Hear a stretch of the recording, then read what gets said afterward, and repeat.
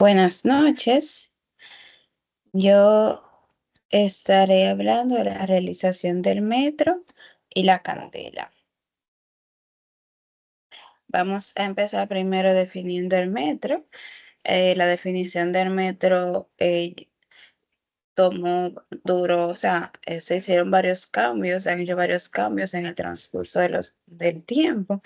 La primera definición surgió en el 1793, donde se definía como la 10 millonísima parte desde la distancia del Ecuador hasta el Polo Norte, a lo largo de un gran círculo, por lo que la circunferencia de la Tierra era 40.000 kilómetros. Entonces, en el 1799, esa definición tuvo otro cambio, se redefinió. A lo que se usó fue una barra prototipo que era de platino y radio. Y esta barra se cambió en el año 1889. Después, en el 1960, cuando varias definiciones tuvieron cambios dentro del sistema internacional, el metro fue una de ellas también que sufrió un cambio y se definió como ciertos, o sea, como ciertos números de longitudes de ondas que determinaban una emisión a través del gas Krypton 86. No obstante, para el 1963 la definición también se volvió a modificar para haciendo que es realmente como se encuentra hoy, pero con una pequeñita diferencia. En el 1963 se definió el metro como la distancia que recorre la luz en el vacío de un intervalo de 1/299.799.458 segundos. Luego, en el 2002, tuvo una pequeñita modificación, muy, muy pequeñita, que era para hacer énfasis en que el metro era coherente con la velocidad de la luz. Entonces, para la realización del metro, el método que más se usa es el método láser de helio neón con yodo molecular. Esta metodología para la realización del metro, para la calibración de ahí del metro, es una metodología muy precisa, realmente, ya que da alta seguridad y alto como equilibrio en la toma de mediciones. Entonces, esto consiste en que es un láser que es linealmente polarizado en longitud de onda de 633 nanómetros a una exactitud de 2.5 por 10 elevado a la -11, que estabiliza en ciertas líneas de absorción de yodo molecular y que viene equipado con una electrónica que permite monitorear la estabilidad de cada línea, de cada una de estas líneas.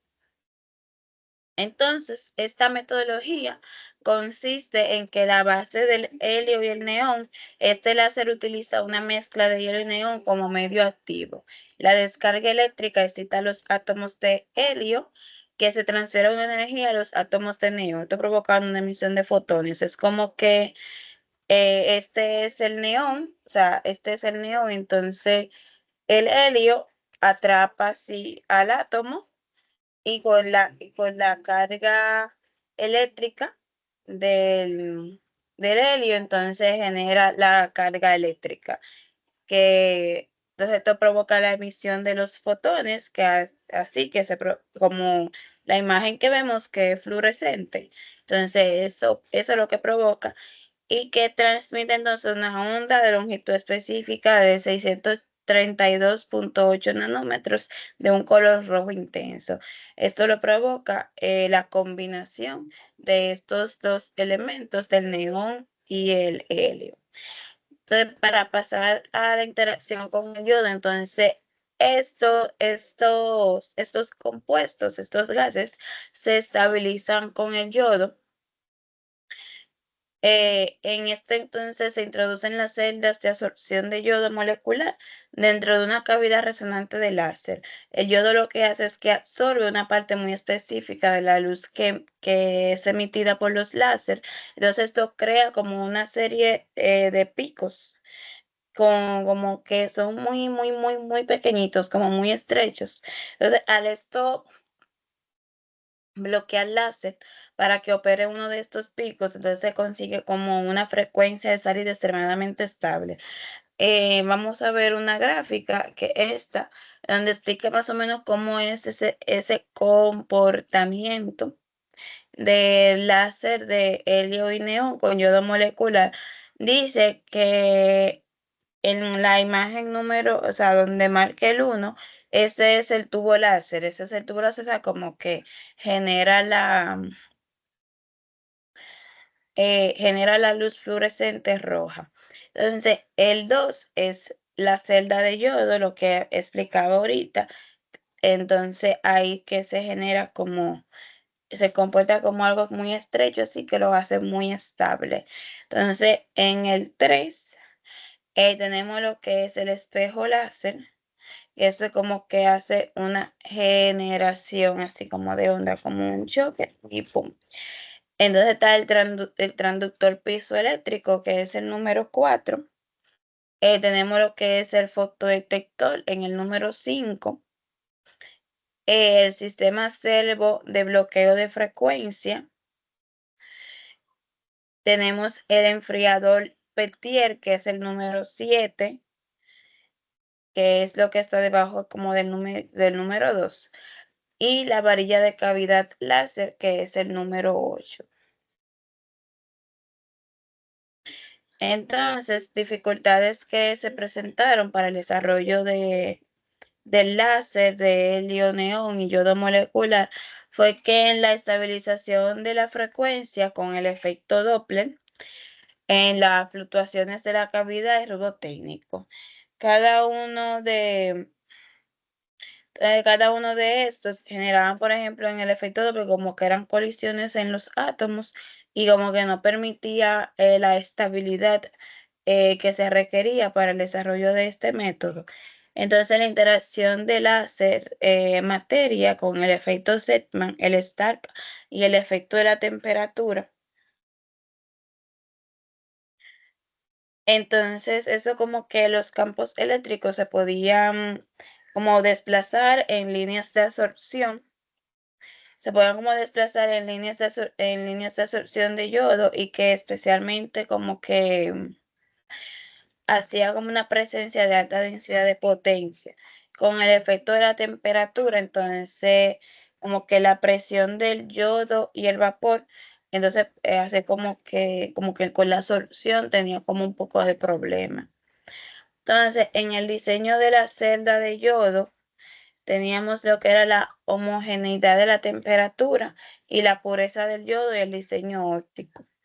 Aquí dio como un poquito de problema porque las celdas de yodo debían estar diseñadas para minimizar las pérdidas ópticas y evitar las reflexiones parásitas. Entonces, con el servocontrol, que aquí entramos a lo que es la parte electrónica del control, la atención de señales débiles. Entonces, el desarrollo del sistema de servocontrol, como que bloqueaba como las líneas de absorción para el yodo, lo que esto presentó un desafío tecnológico como muy alto, algo que realmente lo impulsó, como que había que resolverlo. Vamos entonces a entrar a lo que es la candela, que esta se define contra la intensidad luminosa, su sigla, su símbolo para identificar SD, y esta se define como una fuente que emite la radiación monocromática de 540 por 10 a la 12 Hz y tiene una intensidad radiante de 1/683 watts. Esto por la esteroradiación y que va como en una misma dirección. Entonces, el método más utilizado para determinar la intensidad luminosa para controlar el solo de la candela es el radiómetro criogénico, que este es un instrumento que es extremadamente sensible, que se utiliza como para medir la radiación electromagnética en un rango infrarrojo. Este funciona en temperaturas extremadamente bajas, que cerca, o sea, como tratando de llegar al cero absoluto, y que detecta radiación incidente mediando un aumento de la temperatura en absorberse. Este método al tratar como que de que llegue a trabaja a una temperatura como tan bajita, tratando de llegar al cero absoluto, se vuelve como un poco complejo, se vuelve un poco complejo porque es como que hay que tener mucho control del ambiente. Eso lo vamos a ver un poquito más adelante. Para entonces la realización de la candela por radiómetro criogénico está lo que es la radiación de la referencia, entonces que se utiliza una fuente de radiación de referencia con una potencia radiante conocida y que es estable. Esta fuente puede ser como una lámpara incandescencia calibrada o con un cuerpo negro. Entonces, con la medición, entonces después se pasa como a la medición de la potencia radiante, que el radiómetro criogénico mide la potencia radiante de la fuente de referencia. Después se pasa al cálculo de la emitancia radiante espectral, que es a partir de la potencia radiante que medida de las características espectrales de la fuente de referencia. Luego se calcula la emitancia radiante espectral. Entonces después está lo que es la definición de la candela, que es la emitancia espectral que se utiliza para definir la candela en términos de potencia radiante. Entonces, en cuanto a las dificultades del desarrollo criogénico, se encontraron con las extremas condiciones de operaciones. Decía que este consiste en tratar de llegar como al cero absoluto. Entonces, al tratar, al ser lo más cercano al cero absoluto, entonces tiene que tener un ambiente operacional muy estable, ya que cualquier cosa puede hacer que pierda la estabilidad del equipo. Entonces, por eso entran las demás condiciones de operaciones, que son los radiómetros que operan a temperaturas extremadamente bajas, lo que es la calibración precisa. Entonces, estos son equipos como muy delicados que requieren de patrones de referencia, de una alta presión trazabilidad. Cualquier error puede como seguir cometiendo más errores a través de las mediciones.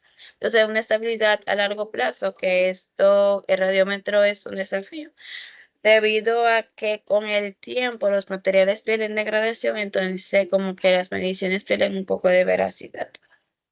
Cabe destacar también que esto es un proceso muy costoso por todo lo que implica llevar a cabo lo que es el el método a través del radiómetro criogénico.